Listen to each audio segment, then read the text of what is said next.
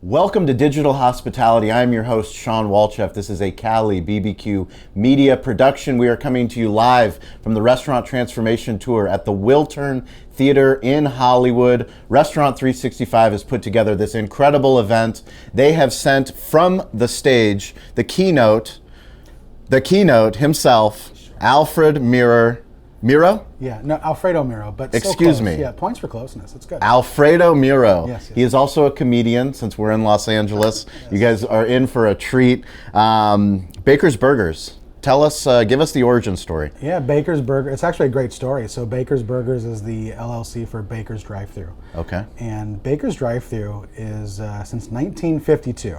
Wow. So In-N-Out started in 1948, and if you've had their burgers, you know, it's what a hamburger's all about, I'm told. So 4 years later, Neil Baker created Baker's, and it had a very In-N-Out-esque burger.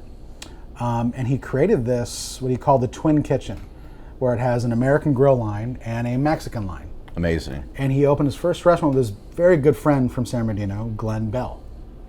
Glenn Bell really left Baker's and went on to make a small company, a small little Mexican niche called Taco Bell. Wow. Originally, Taco Bell was actually a communications company from Mexico. Amazing. And they turned into the fast food giant that they are.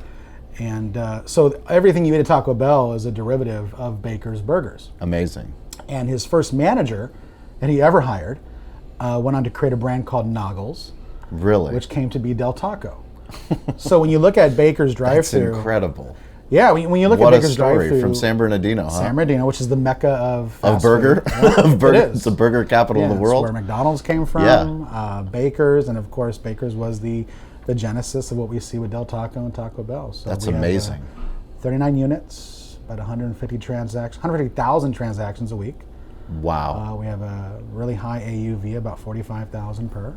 Wow. So we're jamming. It's a fan favorite. Our customers are How fanatics. many employees? 1,500 or more. 1,500 employees. That's absolutely Yeah. incredible. And so one of the things we talk about is story. We lean on story a lot. Sure. When did you personally buy into the story, and when did you launch your career with Baker's Drive-Thru? Yeah, so I'm an Inland Empire native, and I was always a customer. I was one of those crazy fans. Yep. And Baker's.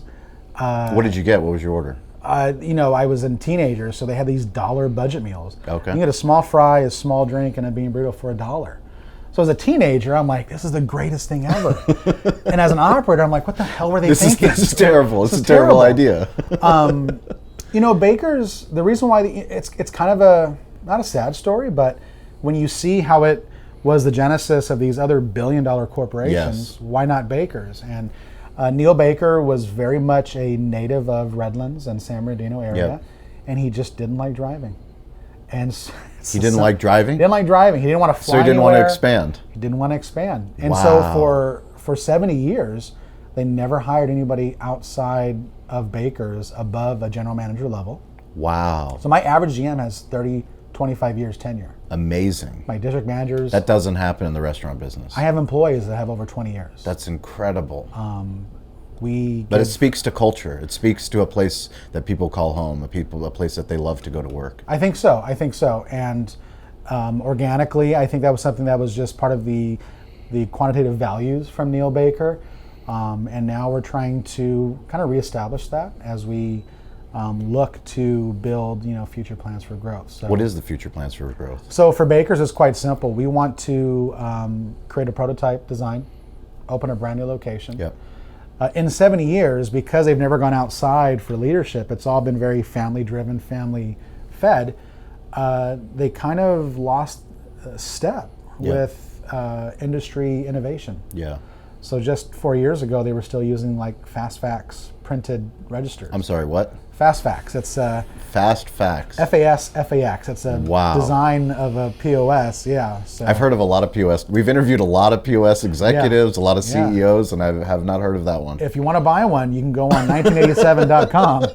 Is that a website? No, but I mean, it's so outdated. But 1978.com. There are equipment that is outdated. Their cooking methods, and look, it's all because they were, like In-N-Out. Yep. Very committed to fresh, made-to-order, quality ingredients. Yep. But they never updated how they executed that. Yes. So everything from how we run a restaurant to how we recruit to how we make the food to operational processes, that all has to be kind of redesigned and redeveloped. Now, luckily, we've got a really, we keep the lights on. We're a very profitable brand, so that helps us with R&D. And so the idea, the focus for Baker's Drive-Thru is to create a prototype, embrace new and future technology, as well as embrace customer trends. So contact, non-contact food lockers for third-party deliveries, dual lane drive-thrus, mobile POS devices, and become fast, quick at delivering fresh food. Once we have that prototype built, then we want to go ahead and franchise, and we're pretty confident we'll be successful. Our brand's been around for 70 years, extremely high average unit volumes, very profitable. So we're looking forward to that next step of franchising and expanding the Twin Kitchen concept. It's very exciting, and I appreciate the candor and the honesty. It's refreshing for me to see, because typically we are interviewing small business owners or independent operators, so it's less of a legacy. Sometimes it's a family business, maybe it's a 4-unit, a 10-unit, and it's the next generation that's coming on. But it's so difficult when you've been in business since 1952 to think how much has changed. I mean, just for us, our own personal barbecue journey. We opened as a breakfast concept in 2008. Okay. Now we're a barbecue media company. So it's like the amount of change that has happened in 15 years and what I'm asking my team to do compared to what we had to do back in 2010, just the advent of the smartphone. I mean, the iPhone came out in 2007, and yet here we are in 2022, and we're talking about podcasting, video, TikTok, Instagram Reels, doing all kinds of different ways to communicate with a bigger audience. For us, we're trying to figure out slow food fast. Right. How do we cook barbecue but use all the digital tools available to us to get more barbecue to more people in San Diego? For you guys, as you grow, what are the challenges that you have within leadership in order to implement tech? Because there's so much. Right. There's so much. When you go, like I was just at the National Restaurant Association show in Chicago, and we're talking about 6 football fields of different types of restaurant manufacturers, vendors, suppliers, but a lot of it's tech too. A lot of it's tech, and a lot of it wants to be the one solution for everything, yet we all know that you need sniper solutions depending on your type of business. Well, I think for us, our recent CEO, our new CEO, who's been at the helm of our business for the last 5 years, he is from tech. So the willingness to embrace new technologies from the top is very helpful. I think secondly, when we're looking for solutions, you're right. Unless you're just going to spend the money and take the time to create your own internal solution for new technology, you really are piecemealing a lot of this together. And in doing so, you're going to find something's going to fall short throughout that process. I think the goal for us, it starts with the strategy. The strategy is not to just focus on what the best solution is, but what is the best fitting solution. Because sometimes the absolute best solution isn't what's best fit for your brand. Correct. And because we're so behind the needle, we now intentionally are saying, okay, what's the future? Whether it's VR or AR for employee training methods, whether it's following the footsteps of Wendy's and looking at the metaverse. Absolutely. And how do we capture that as well? Because we're quickly going from a millennial as being the larger captive audience to now being a larger captive franchise. Yes. And so now we have to focus on Gen Z. For sure. Whatever the next one is, right? Whatever my kids are. What's after Z? I don't know. My son's 5 and my daughter's 3, and they just tell Alexa, I want this. They're literally the on-demand generation. Right. Like I want it now. I want the song right now. Right. And that's what they're used to. Well, they don't even want the song. They want every a specific song every made in the history of music. That's what we demand for free for too. our apps. For free too. Right? Yeah. Absolutely. But that's the challenge when you're trying to get into technology, because anytime you deal with technology, you're dealing with the buckets of, technology equals apps. And the consumer behavior is driven by the cell phone is, I want an app that's quick, fast, on demand, and free. Yes. Maybe I'll deal with a 10-second ad, but I'm not paying for the extras. Correct. Right? So when you're introducing technology to your customers, to your employees, any kind of hiccup or any kind of bump along the road is going to be an impact to adverse adoption. People aren't going to adopt it when there's any kind of what do you call it, hindrance to an easy, seamless format.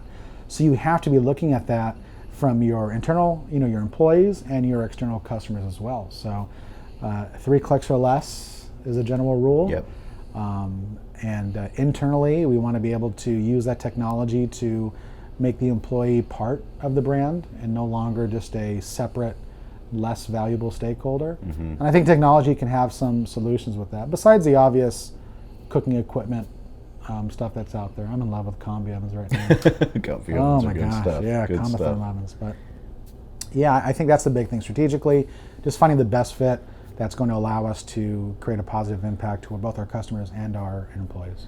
So one of the things we don't look, we try to teach people on the show that you can't just have a vendor, you have to have a vendor partner. And being a vendor partner is also being a brand advocate. If you believe in the tech, if you believe in US Foods, if that's your food distributor, if you believe in the beer company that brings you the beer, then you should embrace the fact that you believe in it. And if you're willing to make content, if you're willing to be vocal, then you get asked to do cool things like you got asked to today. Sure. Today you got asked to come down here to Hollywood, Wiltern Theater, packed, sold out event, and you get to speak on behalf of Restaurant 365, the experience that you've had with this technology that you guys have implemented. Why did they ask you to speak, and what did you talk about?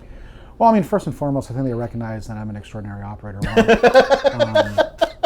It was just, it's hard to ignore. They knew it? Yeah, no, it's hard to ignore. Is it the data? They can't ignore the data. Yeah, you can't ignore it, right? So, I was involved with R365 back when they just had the classic version. Okay. And I tell this story that the classic version, I didn't use a lot because it was bad on Windows.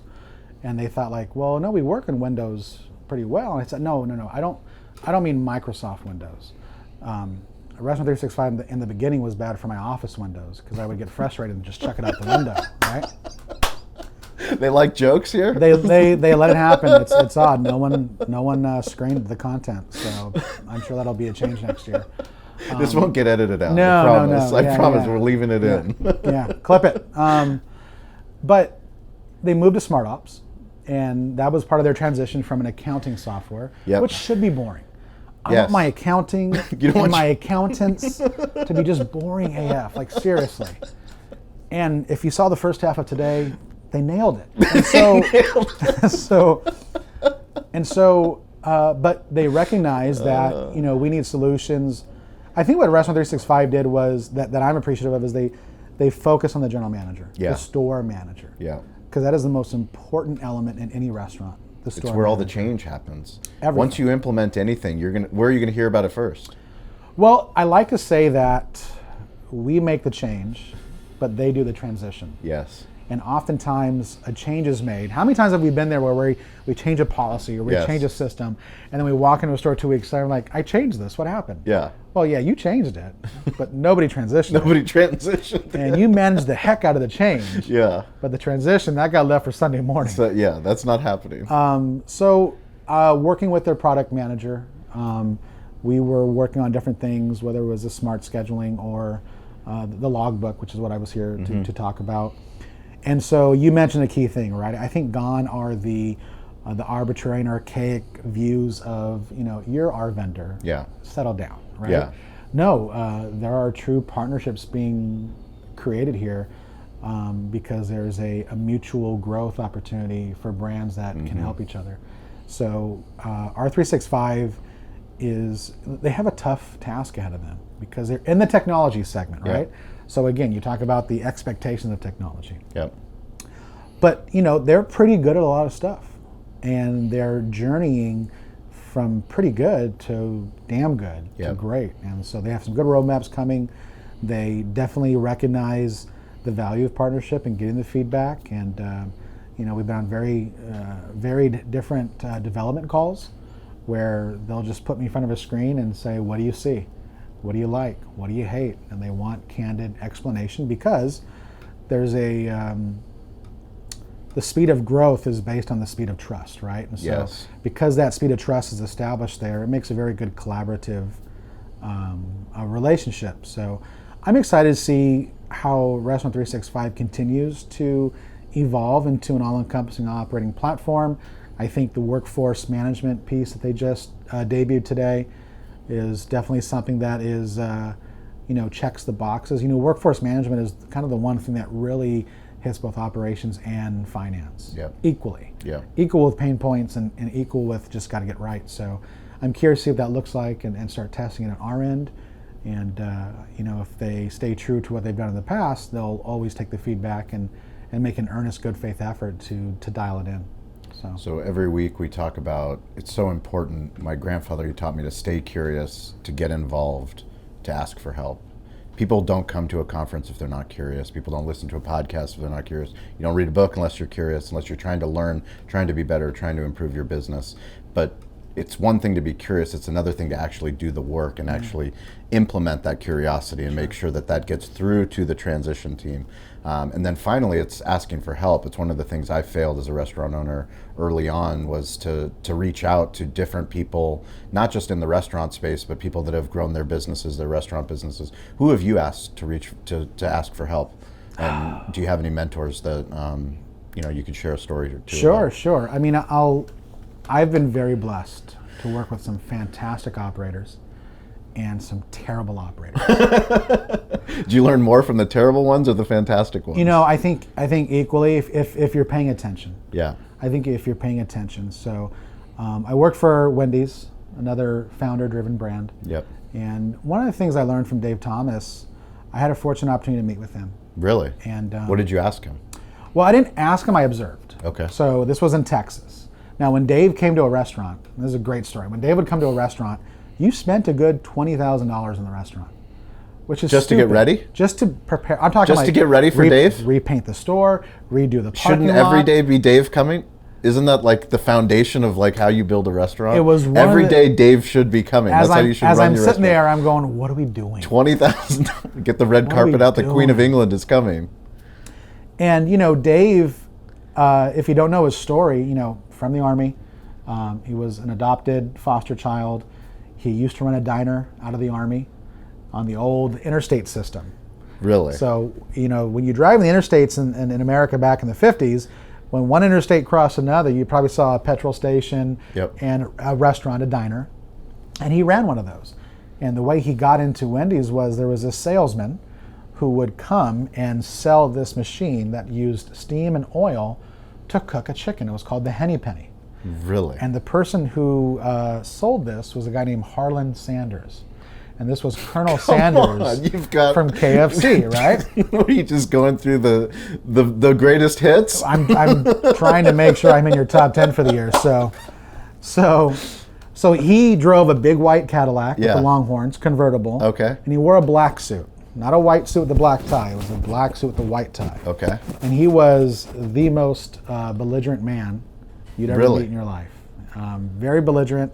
And so he'd go to the diner, met Dave, and the offer was, I'll get you a Henny Penny, and here's a chicken, and here's this nice recipe with 16 original herbs and spices, and every time you sell a chicken, I get a nickel.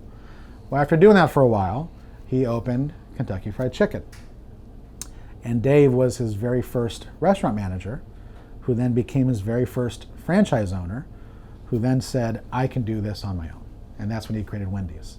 Wow. So fast forward to 2000-ish. Dave's coming to the store in Texas, and I'm part of this leadership team. We all want to meet Dave. Everyone wants to meet Dave. Of course. And so Dave gets to the store. And when you open the door, you see this row of leadership, right? There's a couple executive vice presidents. There's a couple senior vice presidents. You go through the three name titles, the 2 name titles, and then the single name titles, right?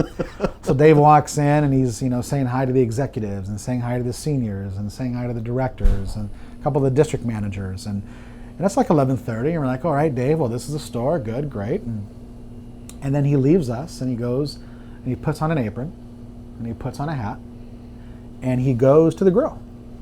And he goes and talks to the grill person. He goes, hi, I'm Dave. And he shows them how he used to do the grill position.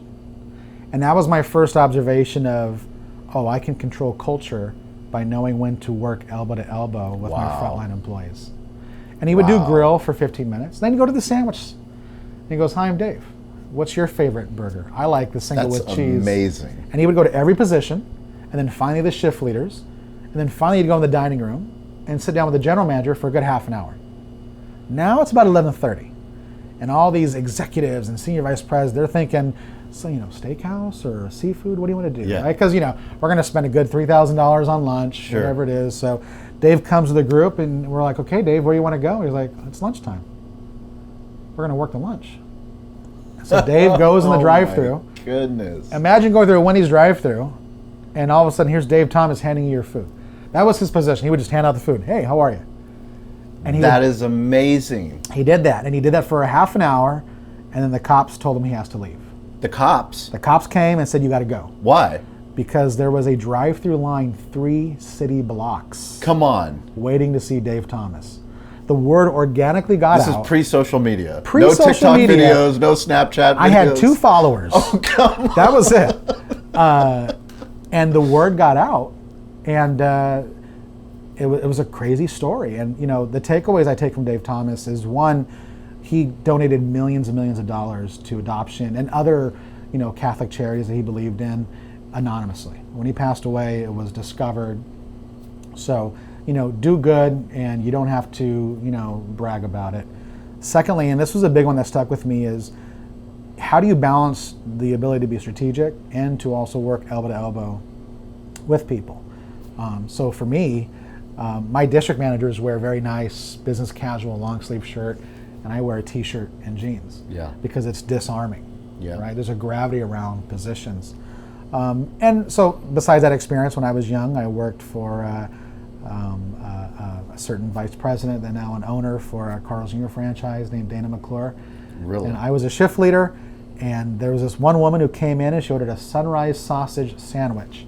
But she wanted me to put grape jelly and an Ortega green chili on that. And I said, man, there's just no way in hell I'm doing that. It's disgusting. I'm not going to do it. It's disgusting. And I'm an 18-year-old shift leader, Yeah. and thought I was, hot stuff.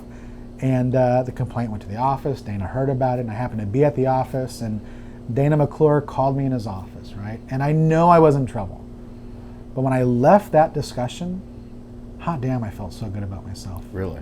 And so that was my first introduction into leadership. And ever since then, all I talk about is leadership, because it's a missing element in discussion, in intentional engagement.